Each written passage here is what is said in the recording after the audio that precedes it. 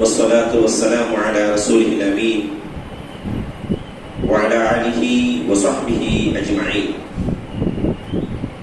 ومن تبعهم بإحسان إلى يوم الدين.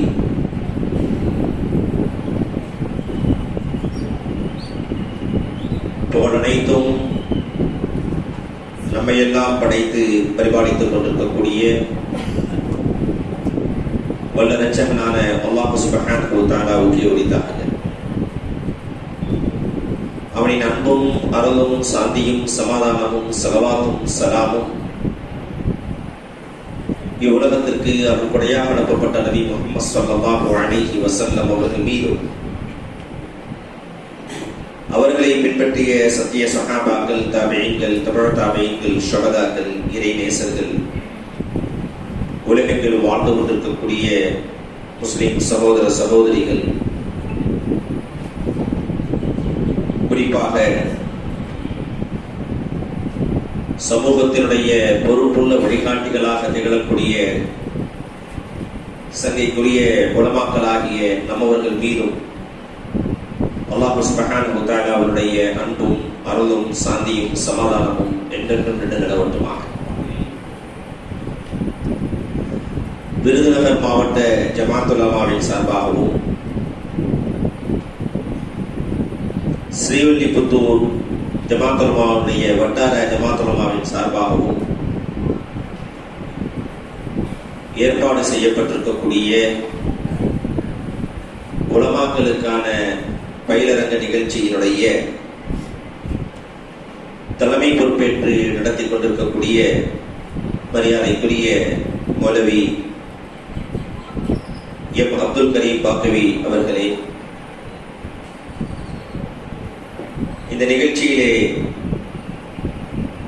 முன்னிலை வகித்திருக்கக்கூடிய விருதுநகர் மாவட்ட ஜமாத் உலமா, ஸ்ரீவில்லிபுத்தூர் வட்டார ஜமாத் உலமாவுடைய தகுதிமிக்க பொறுப்பாளர்களாக இயங்கக்கூடிய சங்கைக்குரிய உலமாக்களே, இந்த நிகழ்ச்சியிலே சிறப்புரை வழங்க உரை தந்திருக்கக்கூடிய தமிழ் மாநில ஜமாத் உலமாவுடைய துணை பொதுச் செயலாளர், எங்களின் நீண்டகால சமூக பணிகளில் எங்களுக்கான சிறந்த ஆலோசகர்,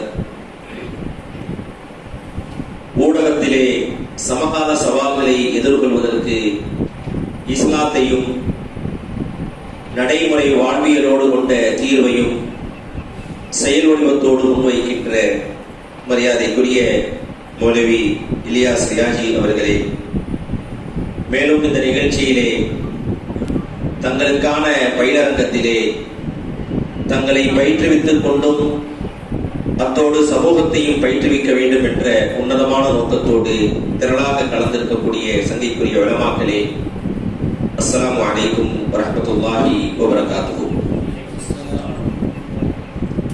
சவால்களை எதிர்கொள்ளும் ஆலிம்களுக்கான ஆன்மீக பண்புகள் என்ற தலைப்பின் கீழ் எனக்கும் உங்களுக்குமான சில உபதேசங்களை வழங்க வேண்டும் என்று நான் பணிக்கப்பட்டுள்ளேன். கண்ணியத்திற்குரிய உலமாக்களே, நாம் வாழ்ந்து கொண்டிருக்கக்கூடிய இந்த 21ஆம் நூற்றாண்டு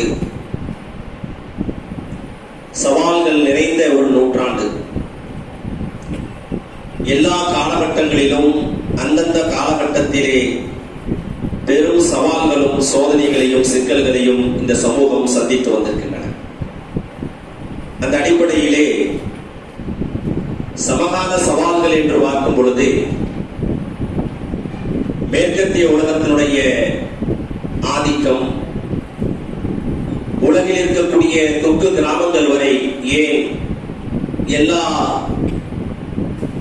வீடுகள் வரை அது மிகைத்திருக்கின்றது என்பதை நாம் பார்க்கின்றோம். எந்த ஒரு தனி மனிதனையும், மழைவாழ் மக்களை கூட மேற்கத்திய நாகரிகம், கலாச்சாரம், சீரழிவுகள் விட்டு வைக்கவில்லை. அது ஒரு ஆழமான தாக்கத்தை உலகின் எல்லா பகுதிகளிலும் மிக வேகமாக அது சீரழித்துக் கொண்டிருப்பதை நாம் பார்க்கின்றோம். அத்தோடு மேற்கத்திய உலகின் ஒரு மிகப்பெரிய தடுமாற்றம் இப்பொழுது ஏற்பட்டுக் கொண்டிருப்பதையும் நாம் பார்க்கின்றோம். அண்மை காலமாக ஐரோப்பிய நாடுகளில், குறிப்பாக அமெரிக்கா, பிரிட்டன் போன்ற நாடுகளில் இஸ்லாத்தின் பரவல் மிக ஆழமாகவும் வேகமாகவும் வளர்ந்து கொண்டிருக்கக்கூடிய இந்த காலகட்டத்தில் மேற்கத்திய சித்தாந்தம் என்று சொல்லப்படுகின்ற கேபிட்டலிசம் என்ற முதலாளித்துவம், செகுலரிசம் என்று சொல்கின்ற மதச்சார்பற்ற தன்மை, லிபரலிசம் என்று சொல்கின்ற தாராளத்தன்மை, குளோபலைசேஷன் என்று சொல்கின்ற உலகமயமாக்கல், மெட்டீரியலிசம் என்று சொல்கின்ற லௌகிகம் என்று சொல்கின்ற பொருள் முதல்வாதத்தை அடிப்படையாக கொண்ட கொள்கைகள் எல்லாம் இன்று மிக பெரும் தடுமாற்றத்திற்கு ஆளாகி இருப்பதை நாம் பார்க்கின்றோம். மொத்தத்தில் மேற்கத்திய உலகம் மிகப்பெரிய சரிவை சமீப காலமாக சந்தித்துக் கொண்டிருக்கிறது. குறிப்பாக கடந்த சில வருடங்களுக்கு முன்பிலிருந்தே மிக வேகமான அழிவையும் சரிவையும் அந்த கொள்கை சந்தித்துக் கொண்டிருப்பதை நாம் பார்க்கின்றோம். அதே போன்று உலகின் 2 கொள்கைகள் மிகப்பெரிய ஆதிக்கத்தை உலக வரலாற்றிலே கடந்த சில நூற்றாண்டுகளாக செய்து கொண்டிருந்தன. முதல் உலகப் போரின் காலகட்டத்திலிருந்து அதிலே ஒன்று கம்யூனிச சித்தாந்தம். ரஷ்யாவிலும் சைனாவிலும் அதை சுற்றிருக்கக்கூடிய பிரதேசங்களிலும் கம்யூனிச சித்தாந்தம் மிக பெரும் அதல பாதாளத்தில் வீழ்ந்து கொண்டிருப்பதை நாம் பார்க்கின்றோம். அதே போன்று நாம் வாழ்ந்துகின்ற இந்திய துணைக்கண்டத்திலே இந்து ராஷ்டிராவை அமைத்தே தீர்வோம் என்ற தூரநோக்கு திட்டத்தோடு பாசிசம் களமிறங்கி எல்லா துறைகளிலும் களமாடி அனைத்தையும் சூறையாடி தன் தனித்துவத்தை இழந்து நூற்றாண்டை சந்திக்கின்ற ஷண்பரிவார பாசிசம் இன்று பெரும் தடுமாற்றத்திற்குள் உள்ளாகி வடநாட்டில் ஆட்டம் போட்ட பாசிசம் தென்னகத்திலும் அதை வேகமாக அழுத்தமாக தன்னுடைய ஆட்டத்தை துவங்க வேண்டும் என்று காணொலி வைத்த நாளிலிருந்தே மிக பெரும் தடுமாற்றத்தை தென் இந்திய பகுதிகளிலே பாசிசம் தடுமாறிக் கொண்டிருப்பதை பார்க்கின்றோம். வடநாடுகளிலே கலவரத்தால் அது வெற்றி கொண்டது என்று சொன்னாலும் அது மிகப்பெரிய வீழ்ச்சியை சந்தித்துக் கொண்டிருப்பதை நாம் பார்க்கின்றோம். மொத்தத்தில் நாம் வாழ்ந்து கொண்டிருக்கக்கூடிய இன்றைய காலகட்டத்தில் சித்தாந்த ரீதி அடிப்படையிலே, கொள்கையின் அடிப்படையிலே, ஐடியாலஜிக்கல் என்று சொல்கின்ற சித்தாந்தத்தின் அடிப்படையிலே நாம் பார்க்கும் பொழுது நம்மை சூழ்ந்திருக்கக்கூடிய சர்வதேச அளவில் இருக்கக்கூடிய எல்லா கொள்கைகளும் வீழ்ச்சியை நோக்கி மிக வேகமாக சென்று கொண்டிருக்கிறது. இந்த வீழ்ச்சிக்கு அடுத்து அந்த வெற்றிடத்தை பூர்த்தி செய்யக்கூடிய தகுதியும் கொள்கையும் சித்தாந்தமும் பாரம்பரியமிக்க வரலாற்றும் சக்தியும் கொண்ட ஒரு கொள்கையும் ஒரு சமூகமும் இருக்கும் என்று சொன்னால் அது இஸ்லாம் மட்டும்தான், முஸ்லிம் உம்மத் மட்டும்தான். ஆக இந்த வெற்றிடம் காத்துக் கொண்டிருக்கிறது. முஸ்லிம் உலகம் மட்டுமல்ல, உலகில் ஏனைய மக்களை வழிநடத்துவதற்கு சரியான வழிகாட்டுதலும் தலைமைத்துவமும் கொள்கையும் சித்தாந்தமும் சமகால சவால்களையும் பிரச்சனைகளையும் எதிர்கொள்வதற்கு சரியான தீர்வை முன்வைக்கின்ற ஒரு சமூகத்தை உலகம் எதிர்பார்த்துக் கொண்டிருக்கிறது. அந்த வெற்றிடத்தை பூர்த்தி செய்வது யார்? அந்த வெற்றிடத்திற்கு தகுதிமிக்க கொள்கை எது என்ற கேள்வியை முன்வைக்கும் பொழுதெல்லாம் வரலாற்றின் பக்கங்களை புரட்டி பார்க்கும் பொழுது இது போன்ற மனிதர்களால் தோற்றுவிக்கப்பட்ட கொள்கைகள், இஸ்லாம் அல்லாத இதர கொள்கைகளும் சித்தாந்தங்களும் வந்த வேகத்திலேயே அது குறுகிய காலகட்டத்திலேயே சரிவையும் அழிவையும் சந்தித்த நேரத்தில் உலகத்தை தூக்கி பிடித்து மனித குலத்தை நடுநிலைப்படுத்தி மனித குலத்திற்கு தேவையான அனைத்து நீதியையும் நிம்மதியும் உரிமையும் பெற்றுக் கொடுக்கின்ற கொள்கையாகவும் சமூகமாகவும் வரலாற்றில் எல்லா காலகட்டத்திலும் திகழ்ந்தது இஸ்லாமும் முஸ்லிம் சமூகமும் மட்டும்தான். அந்த இஸ்லாத்தையும் முஸ்லிம் சமூகத்தையும்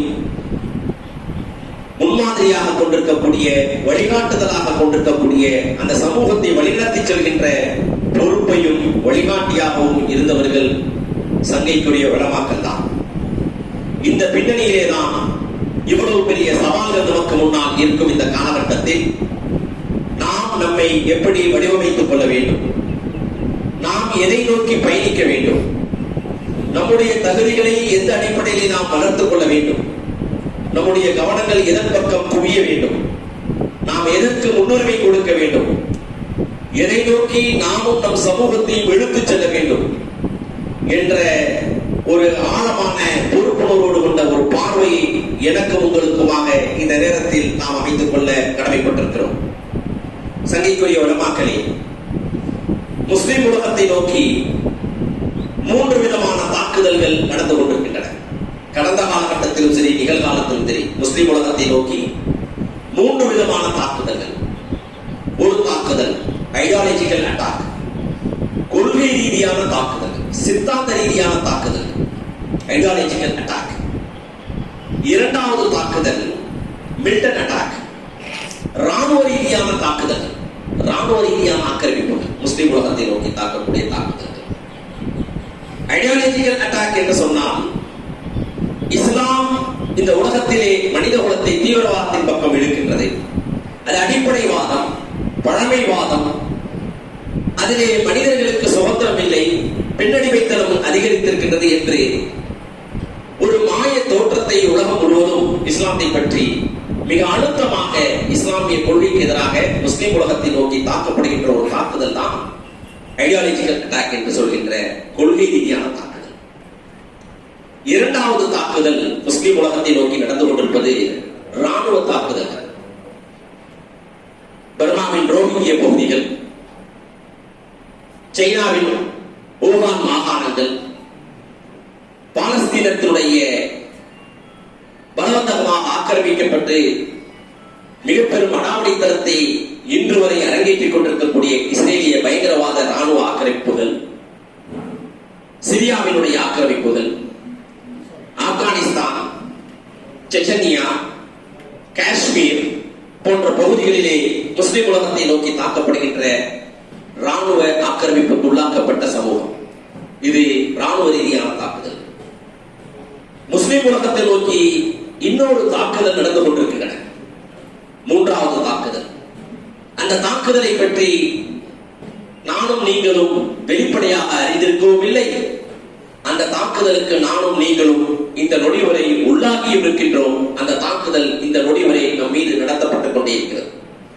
ஐடியாலஜிக்கல் அட்டாக் என்ற கொள்கை ரீதியான தாக்குதல்கள் முன்வைக்கப்படும் பொழுதெல்லாம் அதற்கு அழுத்தமான பதில்களை, குறிப்பாக உலமாக்கள் ஷரியாவின் மீது எதிரிகள் சில விமர்சனங்களை முன்வைக்கக்கூடிய நேரத்தில், அது முத்தலாக் விவகாரங்களாக இருக்கட்டும், ஏனைய விவகாரங்களாக இருக்கட்டும், அவைகளுக்கு தக்க பதிலடி கொடுப்பதற்கு உலமாக்கள் முன்னணியிலே நின்று கொள்கை ரீதியான தாக்குதல்கள் முன்வரும் பொழுதெல்லாம் களம் கண்டார்கள், தீர்வுகளை நோக்கி சென்றார்கள், அழுத்தமான பலப்பிரயோகங்களை கொண்டு அந்த கொள்கைக்கு எதிரான கருத்துக்களை முன்வைத்தார்கள். ராணுவ ரீதியான தாக்குதல்கள் நடந்த நேரங்களில், நடந்து கொண்டிருக்கக்கூடிய பிரதேசங்களில் தங்களுடைய இன்னுயிர்களை அல்லாஹ்வுக்காக அர்ப்பணிக்க முன்வந்த ஏராளமான கூட்டத்தார்கள், ஷுஹதாக்கள், தன்னுடைய கொள்கையில் கிஞ்சிற்றும் பின்வாங்காமல் நிலைத்திருக்கக்கூடிய அந்த தாக்குதலை எதிர்கொள்ளக்கூடிய சமூகத்தை நாம் பார்க்கிறோம் முஸ்லிம் உம்மத்திலே. மூன்றாவது தாக்குதல் முஸ்லிம் உலகத்தை நோக்கி மிக அபாயகரமான தாக்குதல் நடந்து கொண்டிருக்கிறது. அதுதான் சைக்காலஜிக்கல் அட்டாக், உளவியல் ரீதியான தாக்குதல். அது என்ன உளவியல் ரீதியான தாக்குதல்? கொள்கை ரீதியான தாக்குதலை முன்வைக்கக்கூடியவர்கள் யார்? யார் நம்முடைய மார்க்கத்திற்கு எதிராக, நம்முடைய ஷரியாவுக்கு எதிராக பேசுகிறார்கள் என்று நமக்கு தெரியும். என்ன பேசுகிறார்கள் என்று தெரியும். எதை விமர்சனம் செய்கிறார்கள் என்று தெரியும். அதற்கு என்ன பதில் கொடுப்போம் என்று தெரியும். அதில் நாம் எப்படி பாதிக்கின்றோம் என்றும் நமக்கு தெரியும். ராணுவ ரீதியான தாக்குதலில் யார் நம்மை தாக்குகிறார்கள், நாம் எந்த அளவுக்கு பாதிப்புக்கு உள்ளாகின்றோம், அந்த ராணுவ ரீதியான தாக்குதலுக்கு எதிராக எதிர் நடவடிக்கையை நாம் எப்படி செய்ய வேண்டும் என்பதெல்லாம் கூட நாம் கண்டுகொள்ள முடிகிறது. ஆனால் உளவியல் ரீதியான தாக்குதலில் நம்மை யார் தாக்குகிறார்கள் என்றே தெரியாது. நாம் அந்த தாக்குதலுக்கு உட்பட்டிருக்கின்றோம் என்று நமக்கும் தெரியாது. ஆனால் இந்த உளவியல் ரீதியான தாக்குதல் தான் மேற்கத்திய உலகம், ஏனைய எதிரிகளும் முஸ்லிம் உலகத்தை வெற்றி கொண்டிருக்கிறார்கள் என்பதுதான் உண்மை. அல்லாமா யூசுஃப் கர்தாவி ரஹ்மத்துல்லாஹி அலைஹி அவர்கள் சிலுவை யுத்தத்தை பற்றிய ஆழமான ஒரு ஆய்வை நடத்திய பிறகு சொன்னார்கள், 157 வருடம் முஸ்லிம் உலகத்தை நோக்கி தாக்கப்பட்ட மிகப்பெரிய யுத்தம் தான் சிலுவை யுத்தம். உலக வரலாற்றின் பக்கங்களை பதிவு செய்யக்கூடியவர்கள் சிலுவை யுத்தத்தை தவிர்த்து உலக வரலாற்றை எழுத முடியாது, குருஷேவார் என்று சொல்வார்கள். அந்த சிலுவை யுத்தத்திற்கு பின்னால்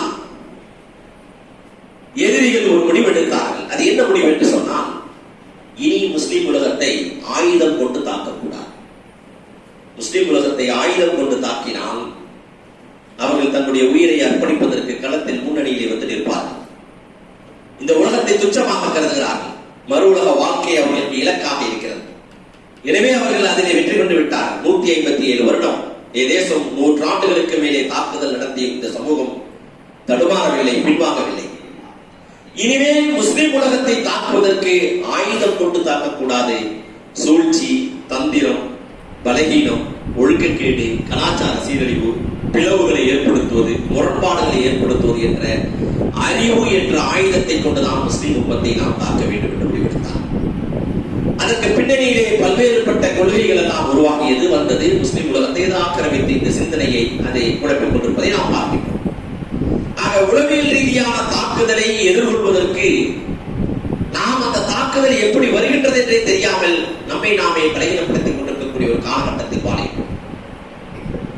கொரோனாவினுடைய மிகப்பெரிய தாக்கம் கடந்த 1.5 வருடங்களுக்கு மேலாக உலகத்தின் இயக்கத்தை தலைகீழாக புரட்டி போட்டு அன்றாட வாழ்க்கையில் சராசரி மனிதனுடைய வாழ்க்கையில் இருந்து வர்த்தகத்தில் ஈடுபட்டுக் கொண்டிருக்கக்கூடிய செல்வச் செழிப்பாக இருக்கக்கூடிய செல்வந்தருடைய வாழ்க்கை வரை ஒரு தேக்க நிலைக்கு தள்ளிவிட்ட ஒரு சூழலை நாம் பார்க்கிறோம். இந்த நிலையில் பலருடைய சிந்தனைகளில் அவநம்பிக்கையும் விரக்தியும்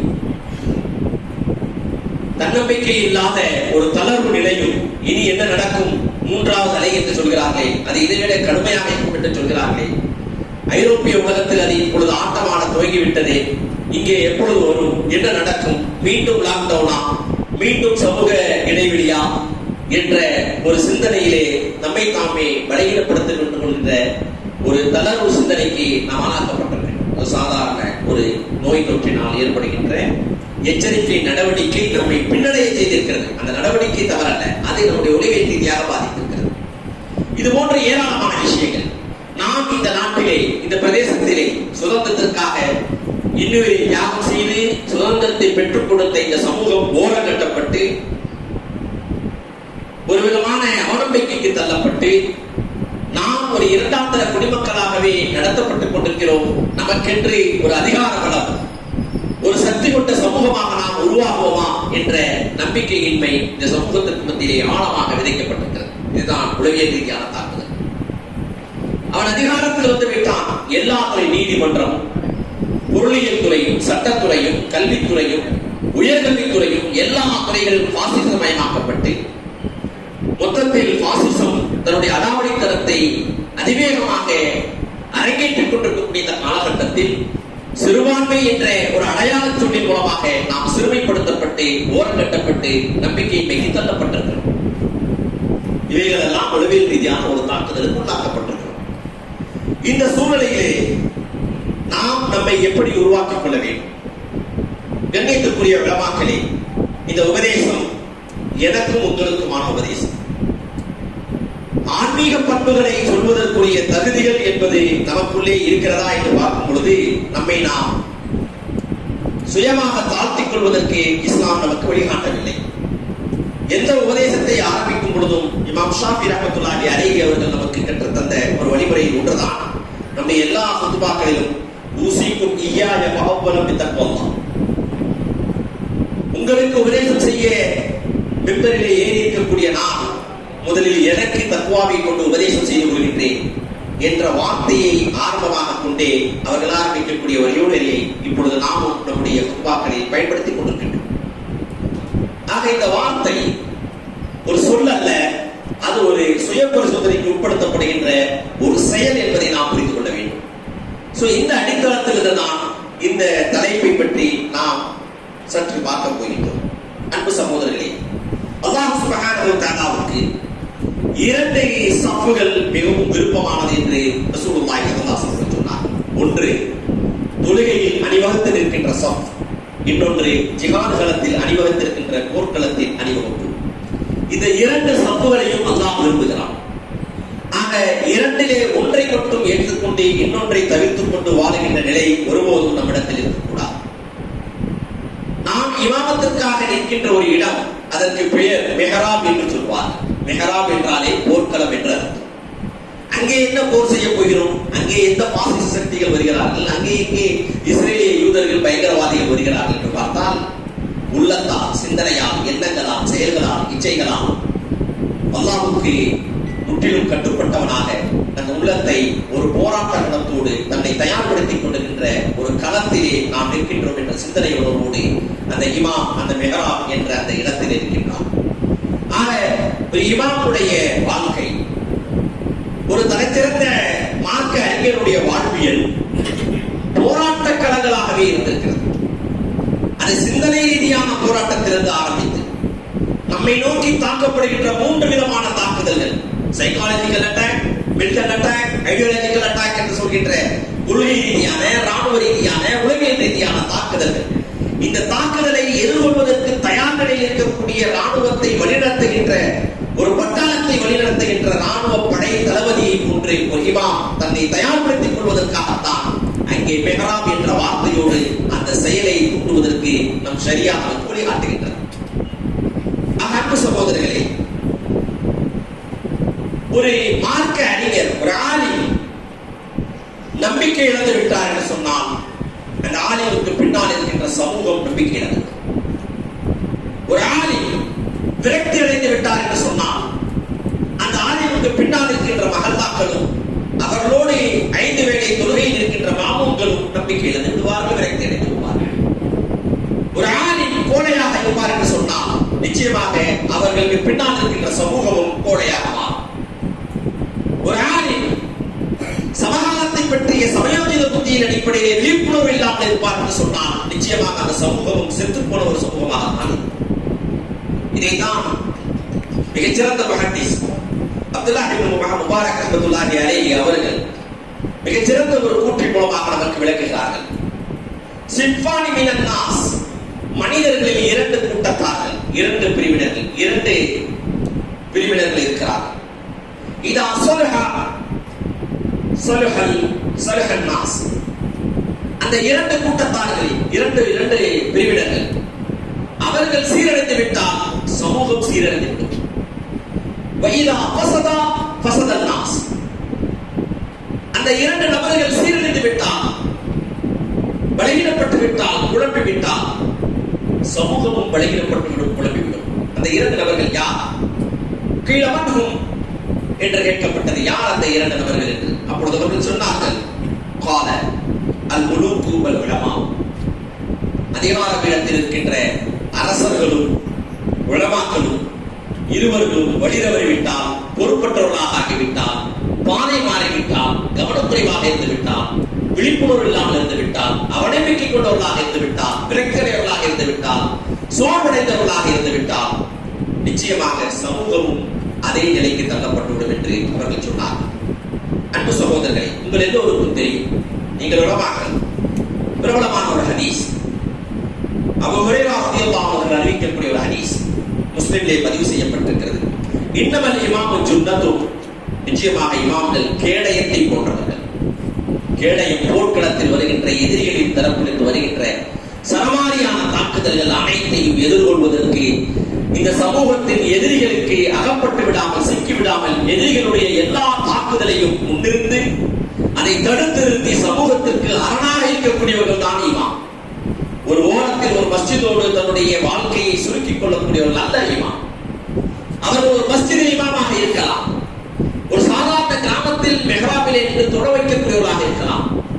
ஆனால் அவருடைய சிந்தனை, அவருடைய பார்வை, அவருடைய எண்ணங்கள், அவருடைய உழைப்பு, அவருடைய இரவு, அவருடைய பகல், அவருடைய ஆளுமைகள் இந்த மொத்த சமூகத்தை நோக்கி பறந்து விரிந்து இருக்க வேண்டும். அவர்கள் ஒரு சிறிய மஸ்ஜிதில் இருக்கலாம், ஆனால் அவருடைய பார்வையும் பொறுப்பும் அகன்று விரிந்து இருக்க வேண்டும். இதைத்தான் இந்த ஹதீஸ் சுட்டிக்காட்டுகிறது. இன்னமல் இமாமு ஜுன்னத்து, நிச்சயமாக இமாம்கள் கேடயத்தை போன்றவர்கள். யுகாத்திலு மின் வராயிஹி, தனக்கு பின்னால் இருக்கக்கூடிய சமூகத்திற்காக அவர்கள் களத்தில் முன்னின்று போராடுவார்கள்.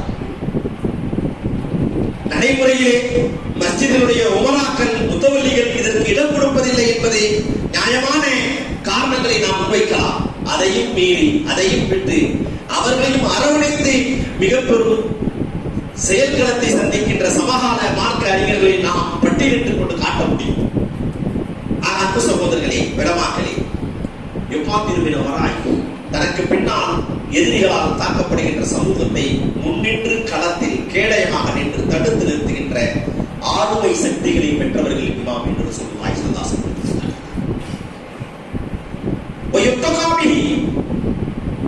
அவர்களிருந்து வருகின்ற எல்லா விதமான தாக்குதலுக்கு முன்னெச்சரிக்கையோடு எச்சரிக்கை குணத்தோடு சமூகத்தை வழிநடத்துவார்.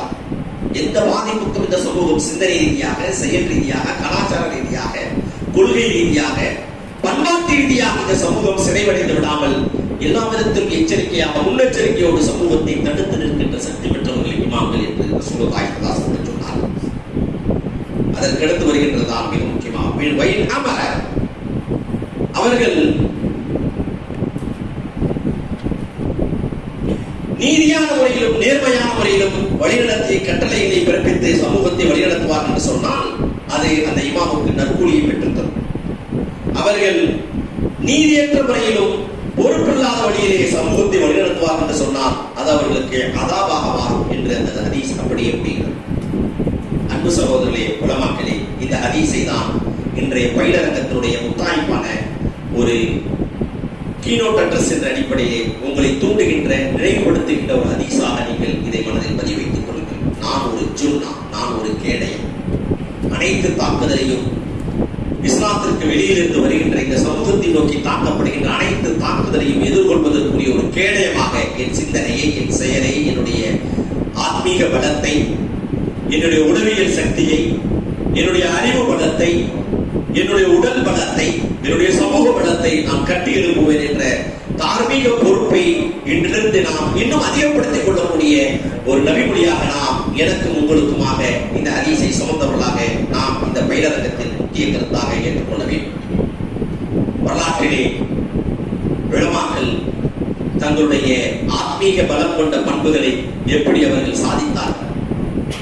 உலகத்தின் போர்களை பற்றி ஆய்வு செய்த ஒரு அறிஞர், ஃபீல்ட் மார்ஷல் என்ற அந்த போர்க்களத்தை பற்றி ஆய்வு செய்த ஒரு அறிஞர், அவாமிலுன் நஸ்ர் வல் ஹஸீமா என்ற ஒரு புத்தகம் அரபியிலே இருக்கிறது. உலகத்தில் நடந்த எல்லா போர்க்களிலும், போர்க்களங்களிலும் வெற்றியும் வீழ்ச்சியும் ஏற்பட்டதற்கு காரணம் என்ன என்பதை பற்றி ஆய்வு செய்கின்ற ஒரு நூல் அரபியிலே, அவாமிலுன் நஸ்ர் வல் ஹஸீமா. அந்த நூலின் முன்னுரையிலேயே ஒரு கருத்தை அந்த நூலாசிரியர் பதிவு செய்கிறார். அந்த பதிவு செய்யும் பொழுது அவர்கள் சொல்கிறார், ரசூலுல்லாஹி ஸல்லல்லாஹு அலைஹி வஸல்லம் அவர்கள் நடத்திய எல்லா யுத்தங்களிலும், அதற்கு பின்னால் சஹாபாக்கள் முன்பு நடத்திய அனைத்து போர்களிலும் மெட்டீரியல் பிரிப்பரேஷன் என்று சொல்கின்ற பௌதீக தயாரிப்பு, அத்தனை யுத்த காலங்களிலும் எதிரிகளை எதிர்கொள்வதற்காக நடத்தப்பட்ட தயாரிப்புகளிலே, பிரிப்பரேஷன்களிலே பௌதீக தயாரிப்பு, ஆயுதங்கள், படைபலம், குதிரைப்படை, மற்ற ஏனைய தளவாடங்கள், இந்த தயாரிப்புகளை விட ஆத்மீக தயாரிப்பு என்று சொல்கின்ற, ஆன்மீக தயாரிப்பு என்று சொல்கின்ற, ஸ்பிரிச்சுவல் பிரிப்பரேஷன் என்று சொல்கின்ற அந்த ரூஹானியத்தான தயாரிப்பை ரசூலுல்லாஹி ஸல்லல்லாஹு அலைஹி வஸல்லம் ஏனைய சஹாபாக்களும் போர்க்களங்களிலே 75% பௌதீக தயாரிப்பை விட ஆத்மீக தயாரிப்பை தான் அவர்கள் அதிகமாக வைத்திருந்தார். பதில் போர்க்களத்திலிருந்து நீங்கள் வரலாற்றை புரட்டி பாருங்கள். எல்லா போர்க்களங்களிலும் எதிரிகளை விட எண்ணிக்கையில் குறைவாகவே சஹாபாக்கள் இருந்தார். எல்லா போர்க்களங்களிலும் போர் தளவாடங்கள் எதிரிகளை விட மிக குறைவாகவே இருந்தது. பதில் போர்க்களத்திலும் 2 குதிரைகள். ஆனால் அந்த எதிரிகள், பலம் வாய்ந்த எதிரிகளை ஒரு சிறு கூட்டம், சாதாரண எந்த முன் தளவாட வசதிகளும் இல்லாத அந்த சிறு கூட்டம் மிக பெரும் வல்லரசுகளை வீழ்த்துகின்ற சக்தியை எங்கிருந்து பெற்றார்கள் என்று சொல்லும் பொழுது உலகத்தின் போர்களை ஆய்வு செய்த, போர்களை ஆய்வு செய்த அந்த அறிஞர் சுட்டி காட்டுகின்றான். இந்த போர்களில் வெற்றி பெறுவதற்கு காரணம் ஆன்மீக தயாரிப்பு என்று சொல்கின்ற, அல்லாஹ்வோடு தன்னை நெருக்கப்படுத்திக் கொள்கின்ற, ஐக்கியப்படுத்திக் கொள்கின்ற அந்த இறை தொடர்புள்ள வலியுல்லாஹ் என்று சொல்கின்ற இறை நேசர்களாக தங்களை அடையாளப்படுத்திக் கொண்ட அல்லாஹ்வுக்கு முன்னிலே அவர்கள் களத்தை கண்டார்கள். இதுதான் அவர்கள் வெற்றி பெறுவதற்கு காரணமாக இருந்தது என்று சொல்கின்றார். தர்பியத்து ரூஹிய்யா என்று சொல்கின்ற ஆத்மீக ரீதியான தயாரிப்புகளை நானும் நீங்களும் அடிக்கடி நாம் உட்படுத்திக் கொள்ள வேண்டும். உமர் ரலியல்லாஹு அவர்களுடைய வாழ்க்கை வரலாறு நாம் எல்லோருக்கும் தெரியும். 10 ஆண்டு காலம் நீதிமிக்க ஒரு ஆட்சி, சாதாரண மரத்தடியிலே தன் வாழ்க்கையை கழித்தார். தன்னுடைய ஆடைகளில் 16க்கும் மேற்பட்ட ஒட்டுக்களை போட்டு கிழிந்த பகுதிகளை தையலிட்டுக் கொண்டு தன்னுடைய ஜனாதிபதி பொறுப்பை நிறைவேற்றியவர். உலகின் 3 பெரும் வல்லரசுகளை தன்னுடைய ஆதிக்கத்தின் கீழே கொண்டு வந்தவர்கள். 6 பெரும் வல்லரசுகளை தன்னுடைய ஆதிக்கத்தின் கீழே வெற்றி கண்டவர்கள். ஒரு மணி நேரத்திற்கு 316 கிலோமீட்டர் வேகத்திலே இஸ்லாம் உமர் ரலியல்லாஹுடைய ஆட்சி காலகட்டத்திலே பரவியது. அரபுலகத்திற்கு வெளியிலே அதிவேகமாக இஸ்லாம் சென்றடைந்தது. ரோமும் பாரசீகம் என்று சொல்கின்ற கிபி 7ஆம் நூற்றாண்டின் பெரும் வல்லரசுகளை வெற்றி கொண்டார். அந்த உமர் ரலியல்லாஹுடைய வாழ்க்கை எந்த அளவுக்கு மிக தூய்மையாக இருந்தது என்று சொன்னால், கிஞ்சிற்றும் கடுகளவும் உமரின் ஈமானை, உமரின் இஹ்லாஸை, உமரின் ஆத்மீக பற்றை, உமரின் உலகப்பற்ற தன்மையை எந்த மனிதனாலும் தடுமாற்றம் அடைய செய்ய முடியவில்லை. ஏன்? மனித குலத்திற்கு, இறையடியார்களுக்கு சவாலாக விட்டுட்டு இருக்கக்கூடிய ஷைத்தான் உமர் ஒரு பாதையில் சென்றால் ஷைத்தான் வேறு பாதையை கொண்டு ஓடுவான். ஆக உமர் பெரும் வல்லரசை வீழ்த்துவதற்கு மிக பெரும் சக்தியாக தன்னை வடிவமைத்துக் கொள்வதற்கு உமர் எடுத்துக்கொண்ட ஆயுதம் எது? இறை தொடர்புள்ள ஆன்மீக ஆயுதம், ஆன்மீக பலம். என்ற ஆத்மீக ரீதியான அந்த சக்தி, அந்த பலம். ஒரு நாள் உமர் ரலியல்லாஹு அவர்கள் மஸ்ஜித் நபவியிலே ஜனாதிபதி பதவியேற்றிருக்கக்கூடிய நேரத்தில் எகிப்து வெற்றி கொள்ளப்பட்ட செய்தியை மோனியா பின் ஹதீஜா ரலியல்லாஹு அன்ஹா அவர்கள் சொல்வதற்காக வருகிறார். பகல் பொழுதிலே வரும் பொழுது உமர் அவர்கள் ஓய்வெடுத்துக் கொண்டிருப்பார். சற்று தாமதித்து அந்த செய்தியை சொல்லலாம் என்று சொல்லிக்கொண்டே மஸ்ஜித் நபவிக்குள்ளே நுழைகிறார். உமர் வேகமாக மஸ்ஜித் நபவிக்குள் வெளியில் இருந்து வந்து சொன்னார்கள், முஆவியாவே, நான் எப்படி உறங்க முடியும்? நான் பகலில் உறங்கினால் குடிமக்களுக்கு செய்ய வேண்டிய கடமைகளில் குறை வைத்தவனாக விடுவேன். நான் இரவில் உறங்கினால் அல்லாஹ்வுக்கு செய்ய வேண்டிய கடமைகளில் குறை வைத்தவனாக விடுவேன். அப்படி இருக்க நான் எப்படி உறங்க முடியும் என்று கேட்டார். இதுதான் அந்த உமர். இன்று உலகம் சந்தித்துக் கொண்டிருக்கக்கூடிய சவால்களுக்கும் சிக்கல்களுக்கும் உலகில் படித்தறிந்த அறிஞர்கள் எல்லோரும் முன்வைக்கின்ற கருத்து உமரின் ஆட்சி வேண்டும் என்று. உமர் எதை கொண்டு ஆட்சி செய்தார்? படைபலத்தை கொண்டா, பட்டாளத்தை கொண்டோ, ஆயுத பலத்தை கொண்டோ, பொருளாதார பலத்தை கொண்டோ, ஈவிஎம் மிஷனை கொண்டோ, எதையும் கொண்டு அவர்கள் ஆட்சி செய்யவில்லை. அவர்களை ஆட்சி செய்ததை அல்லாஹ் ஒருவன் இருக்கின்றான், அவன் என்னை கண்காணிக்கின்றான், அவனுக்கு நான் பதில் சொல்ல வேண்டும் என்ற அந்த அல்லாஹ்வுடைய பயமும் வரா என்ற அந்த எச்சரிக்கை உணர்வும், அந்த ஈமானிய உணர்வும் தான் உமரை ஆட்சி செய்தது. அந்த உணர்வு தான் உமர் என்ற வடிவத்தில் உலகத்தை ஆட்சி செய்தது. அன்பு சகோதரர்களே, உலமாக்களே, இந்த ஆன்மீக ரீதியான சக்தியை, அந்த பலத்தை நம்மை தயார்படுத்திக் கொள்கின்ற நேரத்தில் தான் எதிரிகள் நூற்றாண்டு திட்டங்களை போட்டாலும் சரி, இந்த உலகில் இஸ்லாத்துக்கு எதிராக இருக்கின்ற பல 100 ஆண்டுகள் தாக்குதலை நடத்திக் கொண்டிருக்கக்கூடிய எந்த சித்தாந்தங்களாக இருந்தாலும் அதை எதிர்நோக்கி நிற்கின்ற சக்தியும், மனபலமும், ஆத்மீக பலமும் நாம் இறை தொடர்பை அதிகப்படுத்திக் கொள்வதன் மூலமாக மட்டுமே நடக்கும். நீங்கள் என்ன, நாம் தான் மஸ்ஜிதிலே 5 வேளை தொழ வைக்கின்றோம், இமாமாக நின்று முன்னணியிலே நிற்கின்றோம், முன்பின் சுன்னத்துகளை தவறாக கடைபிடிக்கின்றோம். இவைகளை பேணுதலாக கடைபிடிக்கக்கூடிய அவாமும் நாசுகளை அதிகமாக நாம் பார்க்கத்தான் செய்கின்றோம். அவர்களுக்கு ஒரு படி மேலே நின்று நீங்கள் கேடயமாக நிற்க வேண்டும் என்று சொன்னால் இன்னும் உங்களுடைய ஆத்மீக தொடர்பை அதிகப்படுத்திக் கொள்ள வேண்டிய கட்டாயம் இருக்கிறது என்பதை நீங்கள் புரிந்து கொள்ளும்.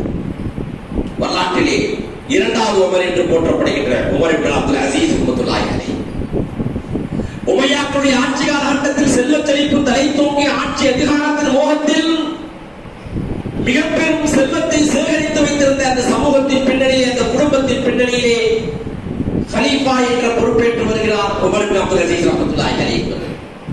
ஆழமான இறை தொடர்பும் ஆத்மீக பலமும் கொண்டிருந்த குவ்வத்துர் ரூஹிய்யா என்ற ஆன்மீக சக்தியை பெற்றிருந்த உமர் இப்னு அப்துல் அசீஸ் ரஹ்மத்துல்லாஹி அலைஹி அவர்கள் வரலாற்றில் 2வது உமர் என்று போற்றப்பட்ட உமர் இப்னு அப்துல் அசீஸ் ரஹ்மத்துல்லாஹி அலைஹி அவர்கள் தன் குடும்பம், தன்னுடைய முன்னோர்கள் சேர்த்து வைத்த அத்தனை சொத்துக்களை பைத்துல் மாலுக்கு ஒப்படைத்துவிட்டு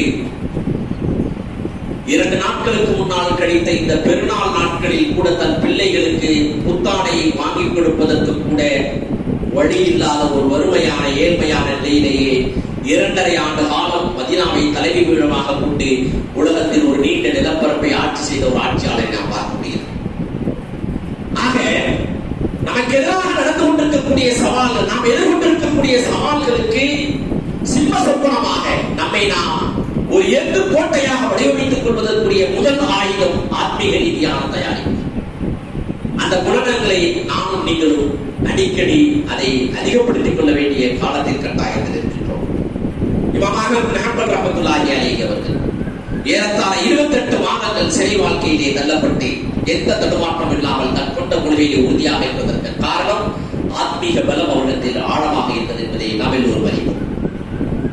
இந்த வரிசையின் பின்னணியிலே உங்கள் எல்லோருக்கும் தெரியும், செச்சன்யா கம்யூனிசத்தினுடைய கோட்டையாக இருந்தது. நெப்போலியனுடைய காலகட்டத்திலே உலகத்தின் கொடிய கைதிகளை செச்சன்யாவுடைய மலைப்பிரதேசமாக இருக்கக்கூடிய அந்த கவுகாஸ் பகுதிகளிலே உலகத்தின் கொடிய கைதிகளை கொண்டு போய் தள்ளுவார்கள். அப்படி கைதிகள் ஒன்று சேர்ந்த இடங்களிலே ஒரே ஒரு இமாம் காசிமுல்லா, இமாம் ஷமீல் ரஹ்மத்துல்லாஹி, இந்த 2 இமாம்கள் திருக்குரானின் ஒரு பழைய பிரதியை எடுத்துக்கொண்டே அந்த கைதிகளின் கூடாரத்திலே அவர்களும் சிக்குகிறார்கள். அந்த செச்சனிய பகுதிகளிலே, கவுகாஸ் பகுதிகளிலே இந்த 2 இமாம்களும் ரஷ்யாவுடைய ராணுவ ஆக்கிரமிப்பு உள்ளாக்கப்பட்ட செச்சனிய மக்கள் கம்யூனிச சித்தாந்தத்தின் அதிகார பீடத்திலே சிக்கியிருந்த அந்த மக்களை விடுவிப்பதற்கு 2 பேர்களும் ஒரு ஏறத்தாழ ஒரு 10-15 ஆண்டுகளாக அந்த செச்சனிய கவுகாஸ் மலைவாழ் மக்களுக்கு மத்தியிலே மாபெரும் மாற்றத்தை ஏற்படுத்துகிறார்கள். ஒரு குர்ஆன் பிரதியோடு அவர்கள் அங்கே சென்றார்கள். ஒரு இமாமாக இருந்தார்கள். இன்று செச்சனியா முஸ்லிம்கள் வாழுகின்ற ஒரு பிரதேசமாக வரலாற்றில் விழுந்து கொண்டிருக்கின்றது என்று சொன்னால் அந்த சமூகத்தை உயிர் பெற்று எழுப்புகின்ற பங்காற்றியவர்கள் இந்த 2 இமாம்கள், இமாம் காசிமுல்லா, இமாம் ஷமீல் ரஹ்மத்துல்லாஹி. இவர்களுடைய யுத்த தந்திரம் என்ன?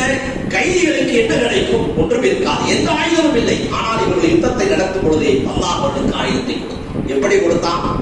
ரஷ்ய ராணுவம் அதிகாலை பொழுதிலே தாக்குதலை இவர்கள் எப்பொழுதும் தஹஜ்ஜத் நேரத்தை தஹஜ்ஜத்தை முடித்துவிட்டு தான் தாக்குதலை தொடுப்பார்களாம். ரஷ்ய ராணுவமோ மலை அடையாளங்களிலே மலை பிரதேசங்களில் தன்னுடைய ராணுவத்தின் தளவாடங்களோடு கட்டமைப்புகளை குவித்திருந்தது.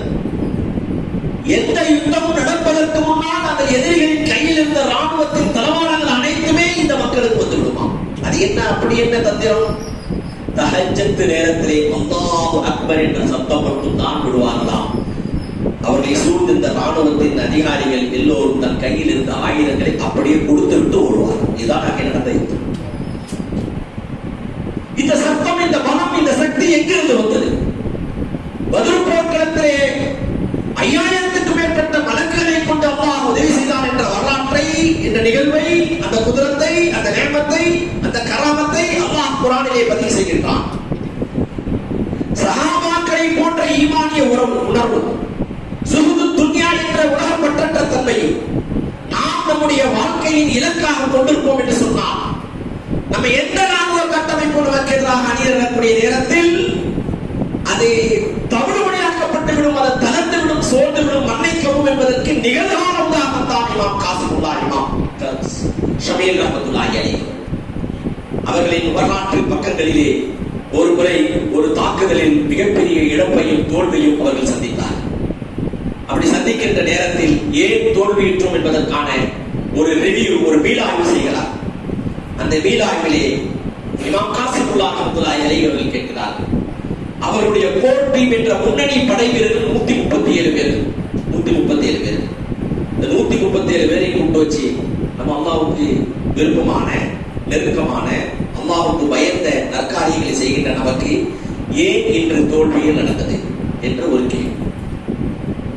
இந்த ஆய்வுக்கு பின்னால் பதில் வந்தது, 137 பேரில் ஒருவர் அன்று அந்த யுத்தம் நடந்த அன்று தஹஜ்ஜத் தொழுகையை தொழவில்லை, அதனால் அந்த தோல்வி நடந்தது. இப்பொழுது சொல்லுங்கள், நானும் நீங்களும் சிறுநீர் கழித்து விட்டு கழுக கூட தெரியாத, சுத்தம் செய்ய கூட தெரியாத எதிரிகள் நம்மை அழித்து விடுவார்கள் என்று நினைப்பது எந்த அளவுக்கு ஒரு பலகீனமான சிந்தனை. எல்லா விதத்திலும் பலம் கொண்டு, எல்லா விதத்திலும் வழிகாட்டப்பட்ட ஒரு சமூகம், அதற்கு வழிநடத்துகின்ற தலைமை பொறுப்பில் இருக்கின்ற உலமாக்கள் இந்த பாசிசத்தை என்ன செய்ய முடியும் என்று நினைப்போம் என்று சொன்னால் எங்கே கோளாறு? ஐனல் ஹலல், இமாம் கஸாலி ரஹ்மத்துல்லாஹி அலைஹி எழுதிய ஒரு பிரபலமான நூல். ஐனல் ஹலல், கோளாறு எங்கே என்ற கேள்வியோடு இந்த உலமா பயிலரங்கத்தை நாம் தொடர்வோம். கோளாறு சமூகத்தில் அல்ல, எதிரிகளில் இல்லை, நமக்குள்ளே இங்கு ஒரு கோளாறு நடந்து கொண்டிருக்கிறது. அதை நாம் அடையாளம் கொண்டு நம்மை நாம் தசுக்கியப்படுத்திக் கொள்வதுதான் இன்றைய காலத்தில் கட்டாயம் அவசியம்.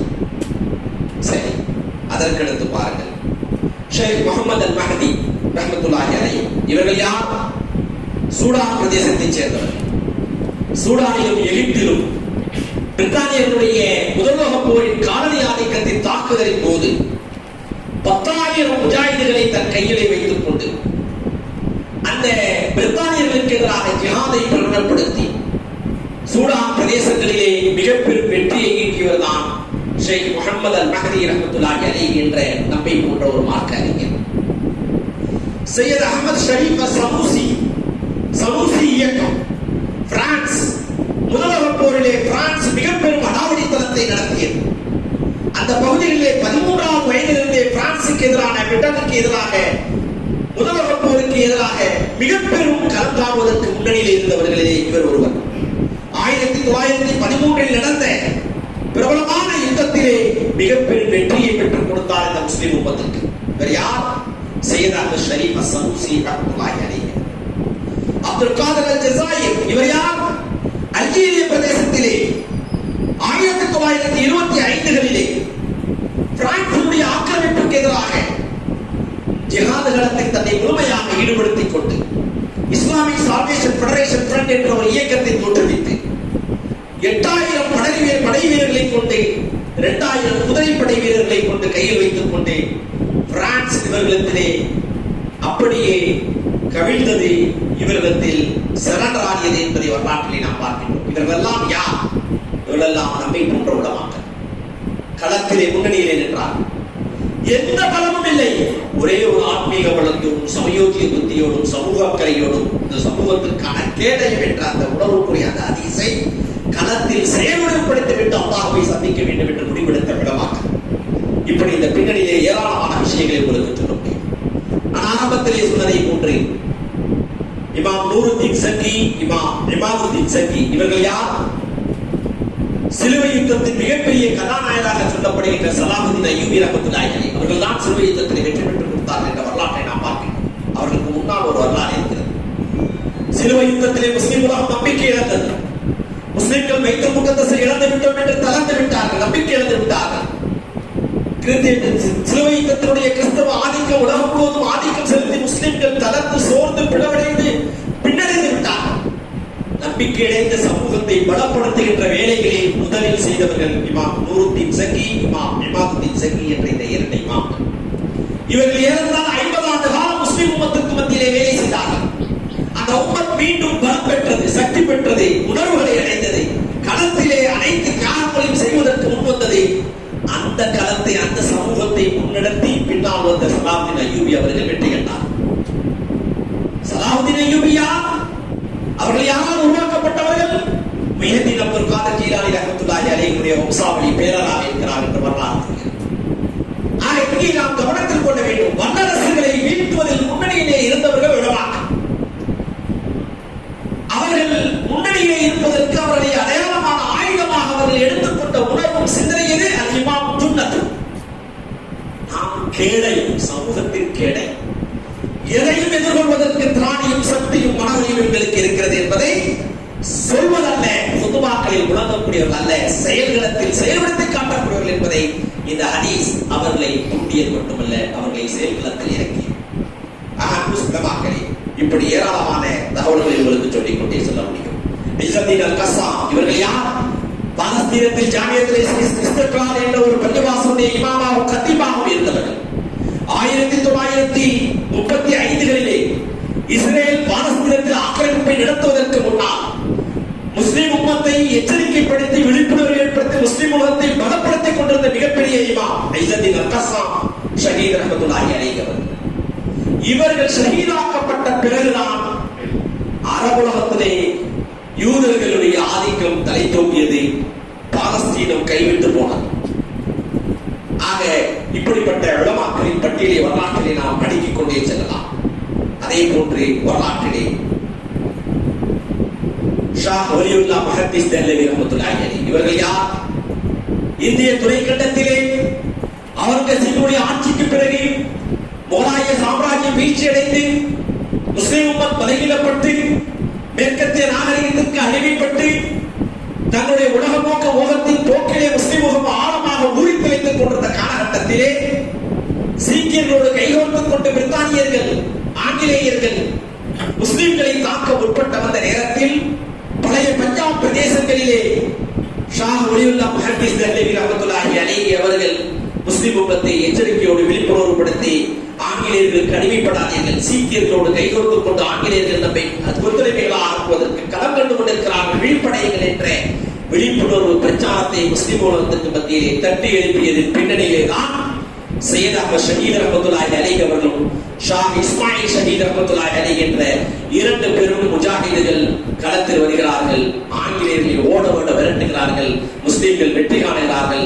தஹ்ரீக்குல் முஜாஹிதீன் என்ற ஒரு இயக்கத்தை தோற்றுவித்தார்கள். அதற்கு பிறகுதான் இது 1830களுக்கு பிறகு நடந்த விஷயங்கள். அதற்கு பிறகுதான் 1920களிலே ஹிலாஃபா இயக்கம் என்ற ஒரு இயக்கம் வருகிறது. அந்த இயக்கத்தின் பின்னணியிலே காந்தியும் நேருவும் காங்கிரசின் கூட்டத்தார்கள் அந்த இயக்கத்தில் சேர்ந்து வருகிறார்கள். பிறகு சுதந்திரத்தை அவர்கள் பெற்றதாக வரலாறு முடிகிறதல்ல, முடித்து வைக்கப்படுகிறது. ஆக இங்கே நாம் சுதந்திர போராட்டத்துக்கு வித்திட்ட மார்க்க அறிஞர் யார்? ஷாஹ் வலியுல்லா முஹத்திஸ் தெஹ்லவி ரஹ்மத்துல்லாஹி அலைஹி. இவர்கள் யார்? ஹதீஸ் கலைகளோடு தங்கள் வாழ்க்கையை நிறுத்திக் கொண்டார் என்ற வரலாற்று பக்கங்களை பார்த்துக் கொண்டிருக்கிறோம். இல்லை, சமகால சவால்களுக்கு முகம் கொடுக்கின்ற ஒரு ஆளுமையாக தங்களை வடிவமைத்துக் கொண்டார். இப்படியே உலமாக்கள் வரலாற்றிலே சவால்களை எப்படி சந்தித்தார்கள் என்ற பட்டியல் நீண்டு கொண்டே செல்லும். அதே போன்று வரலாற்றிலே மிக முக்கியமான ஒரு நபர் தான் பதியுஸ்ஸமான் சயீத் நூர்சி. இவர்கள் யார்? துருக்கியின் தந்தை என்று தங்களை அடையாளப்படுத்திக் கொண்டிருந்த கமால் அத்தாதுர்க் மஸ்ஜிதுகளை மியூசியம், அருங்காட்சியகம் என்று சொல்லி மஸ்ஜிதை பூட்டியவர். பெண்கள் புர்கா அணியக்கூடாது என்ற சட்டத்தை கொண்டு வந்தவர். நோன்பு இருப்பது தற்கொலைக்கு சமம் என்று சொல்லி நோன்பு இருக்கக்கூடாது என்ற மக்களை தவறாக வழிநடத்தியவர் தான் கமால் அத்தாதுர்க். அந்த கமால் அத்தாதுர்க் மேற்கத்தியரோடு கைகோர்த்துக் கொண்டு துருக்கியை தன்னுடைய அடிமைத்தனத்தின் அடையாளமாக ஆட்படுத்திக் கொண்டிருந்த நேரத்தில் தான் பதியுஸ்ஸமான் சயீத் நூர்சி அவர்கள் இஸ்தாம்புல் மஸ்ஜிதுடைய மிகப்பெரிய இமாமாக உஸ்தாதாக பணியாற்றிக் கொண்டிருந்தவர்கள் தான் களத்தில் இறங்குகிறார்கள். முஸ்லிம்களை வெளிப்படைய செய்கிறார்கள். சிறையில் தள்ளினார்கள். சிறையிலே அவர்களுக்கு எழுதுவதற்கும் பேசுவதற்கும் வாய்ப்பு கொடுக்கவில்லை. சிறையிலே உணவு கொடுப்பதற்கான தட்டிலே தன் விரலை சுவற்றில் தேய்த்துவிட்டு ரத்தத்தால் சில கடிதங்களை சிறை அதிகார உதவியாளர் மூலமாக அந்த தட்டிலே சில செய்திகளை அனுப்பி அந்த தட்டு வெளியே செல்லும். அடுத்த நாள் காலையிலே பதியுஸ்ஸமான் சயீத் நூர்சியினுடைய மனைவிமார்களும் பிள்ளைகளும் அந்த தோழர்கள் எல்லோரும் சேர்ந்து என்ன செய்கிறார்கள்? அதை செய்தியாக மக்களுக்கு கொண்டு செல்வார். இப்பொழுதுதான் 1960களிலே தான் அவர்கள் வஃபாத்தானார். அன்பு சகோதரர்களே, உலமாக்களே, ஏன் இதை இங்கே சொல்கின்றேன் என்று சொன்னால், உலமாக்களையாகிய நாம் நமக்கு முன்னால் நம்மை சூழ்ந்து பல தாக்குதலும் சவால்களும் சோதனைகளும் சிக்கல்களும் நிரம்பியிருக்கக்கூடிய இந்த காலகட்டத்தில் சமூகத்தின் முன்னணியிலே இருக்கக்கூடிய வேண்டிய நாம் ஒருபோதும் கிஞ்சிற்றும் கடகளவும் மனதளவும் சிந்தனைகளும் உள்ளத்தின் அளவுக்கு தளர்ந்து விடக் கூடாது. அல்லாஹ் நம்மோடு இருக்கின்றான் என்ற அந்த வாசகம் தன் களத்திலே பதிலையும் உஹதையும் இனிமேல் சந்திக்கப் போகின்றோம் என்று களப்போராட்டத்திற்கு தயாராகிய நேரத்திலே சௌர் குகையிலே வைத்து சொல்லப்பட்ட அல்லாஹ் நம்மோடு இருக்கின்றான் என்ற அந்த வாசகத்தின் துணையோடு தன்னுடைய லட்சிய பயணத்தை ஆரம்பித்தார்கள் ரசூலுல்லாஹி ஸல்லல்லாஹு அலைஹி அவர்கள். பிறகு ஃபத்ஹ் மக்கா என்ற வெற்றியோடு அந்த ஊரிலே திரும்புகின்ற அந்த நிலைகளை நாம் பார்க்க முடிகின்றது. எனவே அந்த வரலாறு மீண்டும் திரும்பி வரும். வரலாற்றிலே இப்படியே நாம் சொல்லிக் கொண்டே போகலாம். இமாம் அபுல் ஹசன் அனீலதி ரஹ்மத்துல்லாஹி அலைஹி அவர்கள் அடிமியான் என்ற வரலாற்றிலே போற்றப்பட்டவர்கள். இவர்கள் யார்? நதுவத்துல் உலமாவுடைய நிறுவனர். மிகவும் எளிமையான ஒரு வாழ்க்கையை வாழ்ந்தவர். சர்வதேச உலகத்திலே மாபெரும் அறிஞராக போற்றப்பட்டவர். மேற்கத்திய உலகம் ஏனைய சித்தாந்தங்களுடைய சவால்களுக்கு கருத்தியல் ரீதியாக ஆய்வுகள் மூலமாக ஆழமான பதிலடிகளை கொடுத்தவர்கள். வாஜ்பாயுடைய ஆட்சி காலகட்டத்திலே எல்லா பிள்ளைகளும் சரஸ்வதி வந்தனத்தை பாட வேண்டும் என்று சொன்ன நேரத்தில் முஸ்லிம்கள் தங்களுடைய பிள்ளைகளை பள்ளிக்கூடத்திற்கு அனுப்ப வேண்டாம், சரஸ்வதி வந்தனம் பாடுவது என்பதை ஷிர்காகும், எனவே எல்லோரும் தன்னுடைய வீட்டுக்கு அழைத்து விடுங்கள், பள்ளிக்கூடங்களுக்கு அனுப்ப வேண்டாம் என்று ஒரு பகிரங்கமான வாஜ்பாயுடைய ஆட்சியை பத்துவாவை கொடுத்தார்கள். அடுத்த நிமிடமே வாஜ்பாய் அந்த பதத்தை வாபஸ் பெற்றது மட்டுமல்ல, அலிமியாவுடைய வீட்டிற்கு சென்று மன்னிப்பு கேட்டார். இவர்கள் யார்? இப்படிப்பட்ட ஆத்மீக பலத்தை கொண்டிருந்தவர்கள், சர்வாதிகார பலத்தை கொண்டவர்கள் எல்லாம் மண்ணை கவுகின்ற சக்திகளையும் வெற்றிகளையும் வரலாற்றிலே எல்லாம் இன்றும் என்றும் உலமாக்களுக்கு கொடுத்துக் கொண்டே இருப்பான். சரி, இப்படிப்பட்ட வரலாற்றின் பின்னணியிலே நாம் எப்படிப்பட்ட தகுதிகளையும் நமக்குள்ளே நாம் வளர்த்துக் கொள்ள வேண்டும். முதல் தகுதி நன்றாக புரிந்து கொள்ள வேண்டும். முதல் தகுதி, நமக்கும் அல்லாஹுக்குமான இடையிலான ஒரு நெருக்கத்தை நாம் அதிகமாக வலுப்படுத்திக் கொள்ள வேண்டும். முதல் செயல்முறை மனாதிரி வலியன். இந்த ஹதீஸ் உங்களுக்கு தெரியும், ஹதீஸ் அல்-குதுஸி. யார் என்னுடைய இறைநேசருக்கு எதிராக போரிடுகிறார்களோ, அவர்களுக்கு எதிராக யார் என்னுடைய இறைநேசரை பகைத்துக் கொள்கிறார்களோ அவர்களுக்கு எதிராக நான் போர் செய்வேன் என்று அல்லாஹ் சொன்னதாக ரசூலுல்லாஹி ஸல்லல்லாஹு அலைஹி வஸல்லம் சொல்கின்ற ஒரு ஆழமான ஒரு நீண்ட ஹதீஸ், ஹதீஸ் அல்-குதுஸி. ஆக நாம் இறை நேசர்களாக தன்னுடைய வாழ்க்கையை முன்னெடுத்து செல்லக்கூடியவர்களாக மாற வேண்டும். அதற்கு என்ன செய்ய வேண்டும்? 5 வேளை தொழுகையை ஜமாத்தோடு நிறைவேற்றுகின்றவர்களாக மட்டும் இருந்தால் போதாது. வல்லரசுகளை வீழ்த்துகின்ற ஒரு ஆயுதமாக தஹஜ்ஜத் இருந்திருக்கிறது. அந்த தஹஜ்ஜத்தை நாம் மிகவும் வலியுறுத்தி பேணக்கூடியவர்களாக நாம் நம்மை அமைத்துக் கொள்ள வேண்டும். இது முதல் செய்தியாக நாம் புரிந்து கொள்ள வேண்டும். இரண்டாவதாக, நமக்குள்ளே ஒரு முஹாசபா, ஒரு சுய பரிசோதனை அடிக்கடி செய்ய வேண்டும். நாம் மக்களுக்கு தக்வாவை உபதேசிக்கிறோமே, நாம் தக்வாவுடையவர்களாக இருக்கின்றோமா என்ற கேள்வியை நானும் நீங்களும் எனக்குள்ளே கேட்டுக்கொள்ள வேண்டும். ஒரு தக்வாதாரியின் மூலமாகத்தான் இன்னொரு தக்வாதாரியை உருவாக்க முடியும். ஒரு பலம் வாய்ந்த முஸ்லீமின் மூலமாகத்தான் இன்னொரு பலம் வாய்ந்த முஸ்லீமை உருவாக்க முடியும். எனவே அந்த தக்வா நமக்குள்ளே எந்த அளவுக்கு போய்கொண்டிருக்கிறது என்பதை நாம் நம்மை நாமே உரசி பார்த்துக் கொள்ளக்கூடிய முஹாசபா என்ற அமர்வுகளை நமக்குள்ளே நாம் நடத்த வேண்டும். மூன்றாவது, தனிமையில் இறைவனை நினைவு கூறுவது. தனியாக ஒரு இடத்தில் அமர்ந்து நம்மை நாம் நம்முடைய அமல்களை, சிந்தனைகளை உரசி பார்க்க வேண்டும். ரசூலுல்லாஹி ஸல்லல்லாஹு அலைஹி வஸல்லம் நுபுவத்தின் பயணம் எங்கிருந்து ஆரம்பிக்கிறது? ஹிரா கோயில். ஏறத்தாழ 3 மாதங்களுக்கு மேலே, 3 வருடங்கள் என்று ஒரு அறிவிப்பில் வருகிறது, இன்னொரு இதில் 3 மாதங்களுக்கு மேலாக ஹிரா கோயிலை தனிமையிலே இறைவனை தியானிக்கிறார்.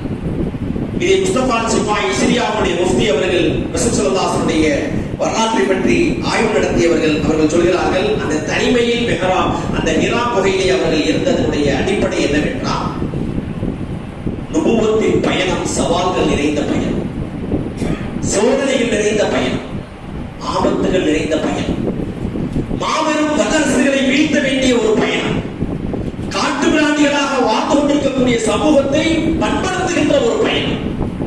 இந்த பயணத்திற்கு வஹீயின் மூலமாக, வேதத்தின் மூலமாக இல்மும் ஹிக்மத்தும் மட்டும் இருந்தால் போதாது. ஆத்மீக ரீதியாக தன்னுடைய உள்ளத்தை, தன்னுடைய ஆன்மாவை பலப்படுத்த வேண்டிய ஒரு பயிற்சிக்கு தன்னை உட்படுத்திக் கொள்ள வேண்டும் என்பதற்காக அல்லாஹ் ஏற்படுத்திய ஒரு பித்ரத்தான ஏற்பாடுதான் என்ன? அந்த ஹிரா குகையிலே தனிமையில் அமர்வு. இதை மார்க்க அறிஞர்கள் ஒரு கட்டத்தில் தசவ்வுஃப் என்ற நிலையே, தசவ்வுஃபோடு பிடிப்போடு இருக்கின்றவர்கள் தான் தன்னுடைய உயிரை அர்ப்பணிக்கக்கூடியவராக ஜிஹாத் களத்தில் இருப்பதை நம்ம ஏராளமான முஜாஹிதுகளை நாம் பார்க்க முடியாது. ஆனால் அந்த தனிமை அமர்வுக்கு நீங்கள் உங்களை உட்படுத்திக் கொண்டு உண்மையிலேயே ஒரு மஹல்லாவை நிர்வகிக்கின்ற, 5 வேளை தொழ வைக்கின்ற இமாமாக இருக்கின்ற நாம், என்னுடைய ஆன்மா சுத்தமாக இருக்கிறதா? என்னுடைய சிந்தனை, என்னுடைய எண்ணமும் பலமிக்கதாக இருக்கிறதா? நான் எனக்குள்ளே நம்பிக்கையின்மையோடும் தளர்வு மனப்பான்மையோடும் விரக்தியோடு இருக்கின்றேனா? என்னை பலப்படுத்த வேண்டிய ஆன்மீக சக்தி என்னிடத்தில் இருக்கிறதா என்பதை நான் தனிமையில் உட்கார்ந்து என்னை நான் மதிப்பிட்டுக் கொள்வது மட்டுமல்ல, தனிமையில் அல்லாஹ்விடத்தில் அழுது மன்றாட வேண்டிய ஒரு சக்தி மிக்க ஆளுமையாக நாம் உருவாக்கிக் கொள்ள வேண்டும். 3வது. 4வது, சிந்தனை சக்தியை வளர்த்துக் கொள்வதற்கு அதிகமாக வாசிப்பு பழக்கத்தை ஏற்படுத்திக் கொள்ளும். படிக்கணும், அதிகமாக சிந்திக்கணும், படிக்க வேண்டும், அதிகமாக வாசிக்க வேண்டும், அதிகமாக சிந்திக்க வேண்டும். புதிய புதிய கொள்கைகளும் குழப்பங்கள் வரும் பொழுது இதற்கு இஸ்லாத்தின் பார்வை என்பது ஆர்வத்துடைய தேடல் அதிகரிக்க வேண்டும். இது எல்லாத்தையும் விட கடைசியாக ஒரே ஒரு செய்தியை ரத்தின சுருக்கமாக நாம் நினைவுபடுத்த விரும்புகின்றோம். நம்முடைய முன்னோர்கள் சாதித்தது இரண்டே குணநலங்களால் தான். ஒன்று, இரவிலே ஆன்மீக அமர்வுகளுக்கு உட்படுத்தி துரோகத்தை மேற்கொள்வார்கள். பகலிலே குதிரைப்படை வீரராக செயல்களுக்கு துடிப்போடு இயங்குவார்கள். ஆக இந்த இரண்டு ஆயுதங்களையும் கவசங்களையும் நம் வாழ்க்கைக்கு முன்னாலும் பின்னாலும் இரவும் பகலும் தனிமையிலும் பொது வாழ்க்கையிலும் நாம் அமைத்துக் கொள்வோம் என்று சொன்னால் சக்திமிக்க ஆளுமையாக அல் இமாமு ஜுன்னத்துன் என்ற சொல்லுக்கு செயலாக நாளை வறுமையிலே அல்லாஹ்விற்கு முன்னால் இருக்கின்ற பாக்கியத்தை அல்லாஹ் நிச்சயம் நமக்கு தருவானாக. வாய்ப்பளித்த அனைவருக்கும் நன்றி கூறி விடைபெறுகின்றேன். வாஹிரு தஅவானா அல்ஹம்துலில்லாஹி ரப்பில் ஆலமீன். அஸ்ஸலாமு அலைக்கும்.